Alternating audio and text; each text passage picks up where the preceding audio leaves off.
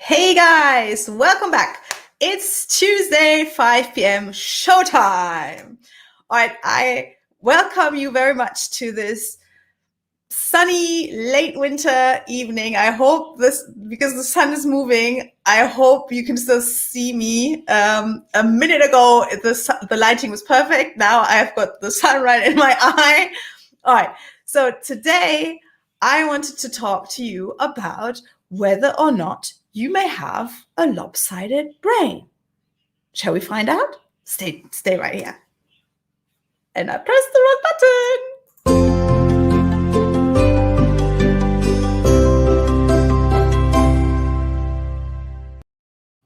Oh, me and my buttons. I love them to bits. All right. In case you don't know me yet, my name is Henrike Schmidt. I am the whole brain coach, and I help my clients understand why they act in the ways they do, why they think in the ways they think, and why they feel the way they feel by teaching them about their brains and helping them use that knowledge to go after the life of their dreams. So lopsided brains. I hear something buzzing. That's my phone somewhere. Never mind. So a lopsided brain. I'm not talking about strokes, brain damage, none of that stuff. But maybe you have heard people refer to themselves as either left or right-brained before.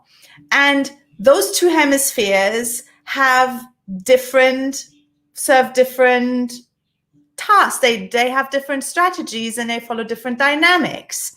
So the hemispheres actually correspond to the diagonally across side of the body. So the right hand is being controlled by the left hemisphere, and the left hand is controlled by the right hemisphere. So this may help you remember which side does what, because maybe you've heard that a lot of artists are left-handed, or authors, many authors are left-handed. So the left hand corresponds with the right hemisphere, and the right hemisphere is the creative brain. Yes, it's actually the right hemisphere is the one that develops before the left in childhood. It's very active because it deals with sensory information. It deals with nonverbal communication.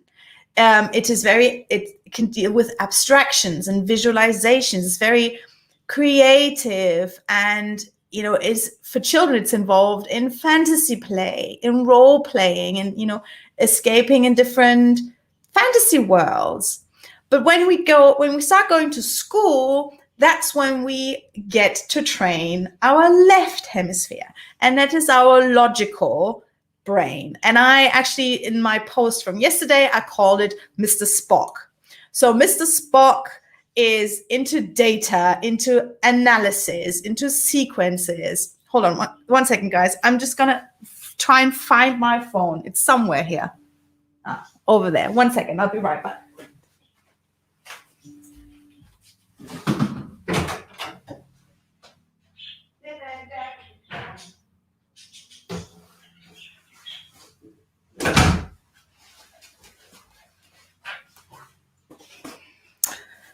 Sorry about this. It's just, that's the beauty of live recordings, right? So where was I? Data-driven left hemisphere. So while the right hemisphere, the creative brain, was all active in early childhood up to the time that we go to school, as soon as we get into school, it's all about numbers, processes, rules, and that stays with us all the way into most of our professions. And it is, I called Mr. Spock, the left hemisphere, society's golden boy, because it is very highly valued. You want to have proof. You want to have scientific proof. And I'm not saying that's a bad thing. On the contrary. Okay, guys? So I am very much for having proven strategies, having scientifically peer-reviewed studies before I go out spouting lots of nonsense. But what it is about this lopsidedness is that because the left hemisphere, this data-driven analytical brain, is so highly valued, a lot of us focus our attention there. And for women out there, it's important to remember that the brain's dynamics are very much driven by hormones. So there are differences in our brain's makeup, and not just hormonally, but also physiological differences between men and women. And women are, in general, more prone to use their right hemisphere. The nonverbal communication, we're very good at that. And I know you guys, you men out there, you know what I'm talking about, right? We can pick it up right away. And there's evolutionary reasons for that, but I'm not going to go into that because that would, just blow the whole thing out of proportion. So why am I talking about this? Because I am the whole brain coach, okay? So my whole system, my whole process is based on the knowledge and based on the belief that you need to have both. You're never just one side or the other. You are both. You are more than just the sum of your parts on top of that. But you need to also nurture your brain hemisphere that is your non-dominant brain hemisphere. So let me just give you an example. Let's say I'm your fitness trainer and I'm sending you to the gym and I'm saying that you only have to train your right leg.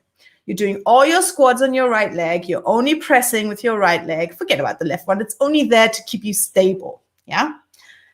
So I do this for a few months and your right leg is getting really muscly and toned and, made of iron. And the left one is kind of like, just hanging on. And then I'm going to put a blindfold on you and tell you, all right, now go walk in a straight line. Guess what's going to happen? You're going to walk in circles because your right leg is going to keep pushing you to the left the whole time. And that's exactly what happens with your thinking if you neglect to nurture your non-dominant hemisphere. Your thinking is going in circles.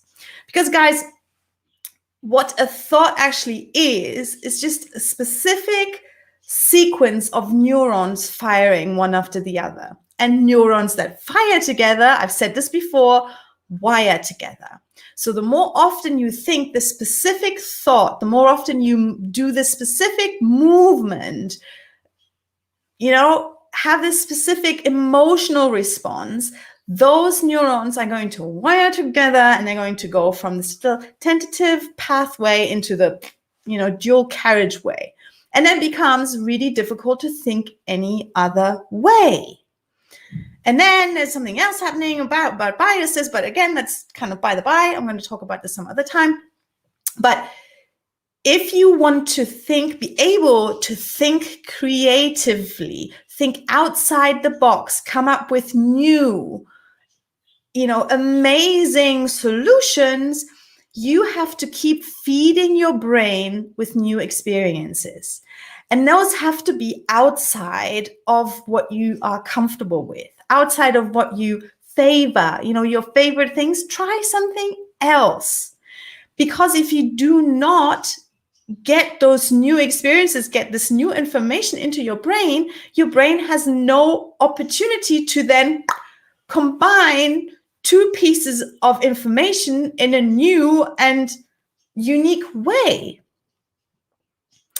So this is my spiel. I am the whole brain coach. There are neuroscience-based strategies to specifically train one hemisphere or the other, depending on which one is your dominant one, so we can coax out this little bit of extra potential that you're leaving on the floor right now. So here's my invitation to you. Which one are you? Have you ever even thought about which one is the more dominant one in your life? Are you more of, the thinker, the contemplator. You want to know exactly how things work. And you are into, you're not really into flowery language, but more like short words, descriptive words, not so much about how things make you feel. Yes. So a left-brained person would say, this is a flower. It has 8 petals. It is white and yellow. And it's early for this time of year.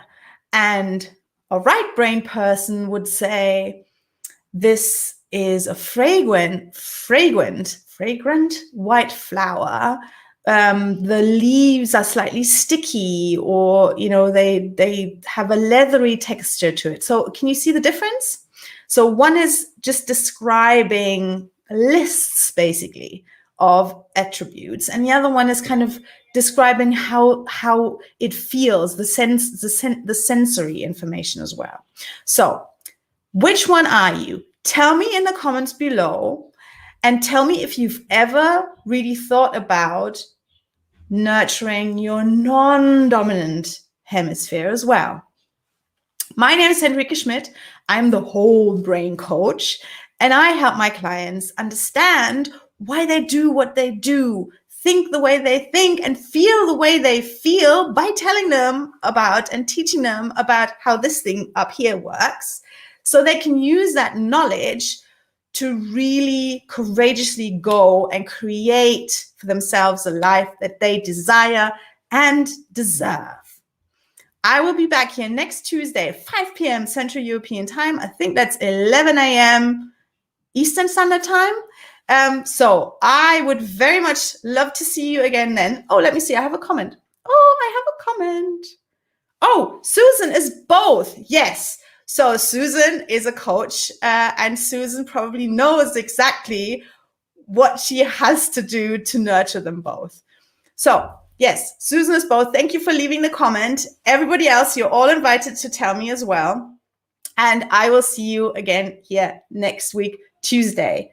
Let me see. Now I've clicked on a button and I can't find my outro. All right. See you. Bye.